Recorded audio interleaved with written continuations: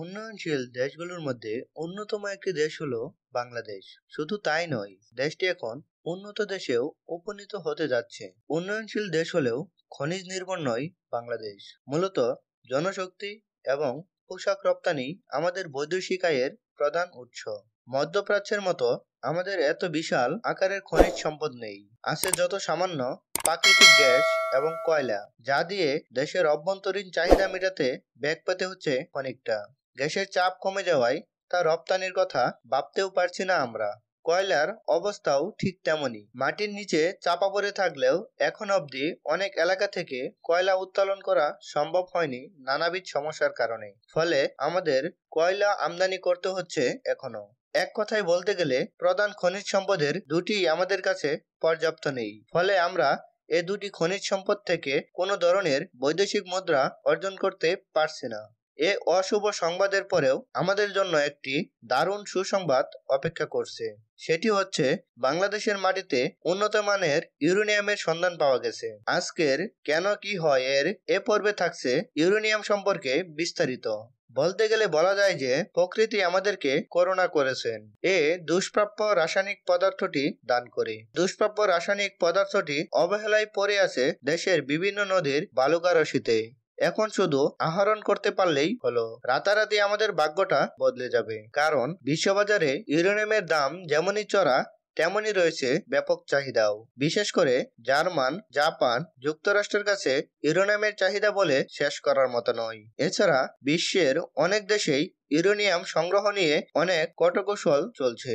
সূত্রমতে বাংলাদেশে সর্বপ্রথম 1975 সালে ইউরেনিয়ামের সন্ধান মিলে হারগাছা পাহাড়ে। পাহাড়টি মৌলভীবাজার জেলার জুড়ি উপজেলায় ফুলতলা ও সাগরনালা ইউনিয়নের মধ্যবর্তী স্থানে অবস্থিত। সে সময় দেশের আণবিক শক্তি কমিশনের একটি দল হারগাছা পাহাড়ে অনুসন্ধান চালিয়ে নিশ্চিত হয় ইউরেনিয়াম প্রাপ্তির বিষয়টি। তখন থেকেই হারগাছা পাহাড়কে তেজস্ক্রিয় এলাকা হিসেবে চিহ্নিত করে বাংলাদেশ আণবিক শক্তি কমিশন। পরবর্তীতে 1985 সালে বৃহত্তর সিলেট বিভাগে ভূতত্ত্ব ও জরিপ অধিদপ্তর অনুসন্ধান চালিয়ে জৈন্তাপুরের সীমান্তবর্তী কেন্দ্রীয় হাওরে ইউরেনিয়ামের সন্ধান পায়। কিন্তু সীমান্তবর্তী এলাকা হওয়ার কারণে সেই সময় উক্ত গবেষণা স্থগিত করতে বাধ্য হন ভূতত্ত্ব ও জরিপ অধিদপ্তর। ইউরেনিয়ামের সন্ধান শুধু বাংলাদেশেই নয়, পেয়েছে ভারতও। সীমান্তবর্তী এলাকায় সন্ধান পেয়েছে ভারত, অর্থাৎ জৈন্তাপুর সীমান্তবর্তী দ্বীপের হাওর ও কেন্দ্রীয় হাওরের ওপারে ইউরেনিয়ামের সন্ধান পেয়েছে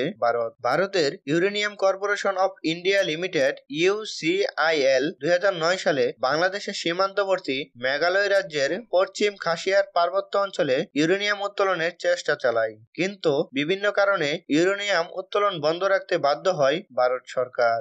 পরবর্তীতে ভারত উক্ত এলাকা থেকে ইউরেনিয়াম উত্তোলনের উদ্যোগ নিয়েছে বলে জানা গেছে।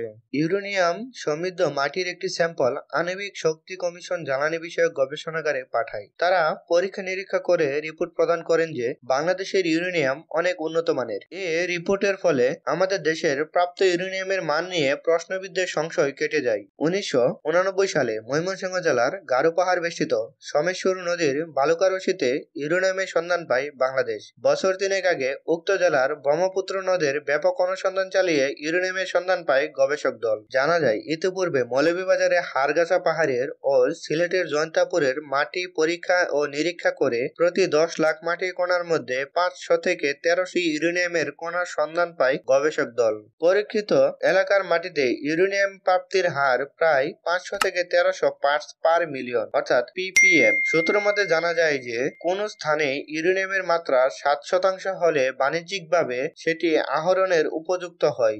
সে মতে আমাদের ব্রহ্মপুত্র নদের বালুকারশিতে 9% ইউরেনিয়ামের পরিমাণ পাওয়া যায়, যা আহরণের কোনো ধরনের বাধা বিপত্তি নেই। ইতিপূর্বে আন্তর্জাতিক নিষেধাজ্ঞা থাকা সত্ত্বেও বাংলাদেশের জন্য ইউরেনিয়ামের ব্যবহার ও উত্তোলন প্রায় অসম্ভব ছিল। বর্তমানে সেই বিধি শিথিল করা হয়েছে। আন্তর্জাতিক পারমাণবিক কমিশন অনুমতি দিয়েছে ইউরেনিয়ামের ব্যবহার ও পারমাণবিক বিদ্যুৎ কেন্দ্র স্থাপনের। রূপপুরের পারমাণবিক বিদ্যুৎ কেন্দ্র কেন্দ্রে স্থাপিত হলে ইউরেনিয়ামের ব্যবহার নিশ্চিত হয়ে পড়বে বাংলাদেশে, না হলে গ্যাস ও কয়লার উপর পড়বে প্রচন্ড চাপ। আমরা জানি বর্তমান সরকার ইউরেনিয়াম উত্তোলনের জন্য জোর প্রচেষ্টা চালিয়ে যাচ্ছেন। সরকার ক্ষমতায় এসে জেএসবি নামক একটি প্রতিষ্ঠানকে বিভিন্ন নদ নদীর বালুকারাশি থেকে ইউরেনিয়াম উত্তোলনের দায়িত্ব দিয়েছেন। সুখবরটি হচ্ছে জেএসবি জরিপ করে ব্রহ্মপুত্র নদীর উৎসস্থল কুড়িগ্রাম এবং যমুনা নদীর প্রচুর পরিমাণে খনিজ ও রাসায়নিক সম্পদের সন্ধান পেয়েছে, যা আমাদের জন্য অত্যন্ত গুরুত্বপূর্ণ সংবাদ। আরও একটি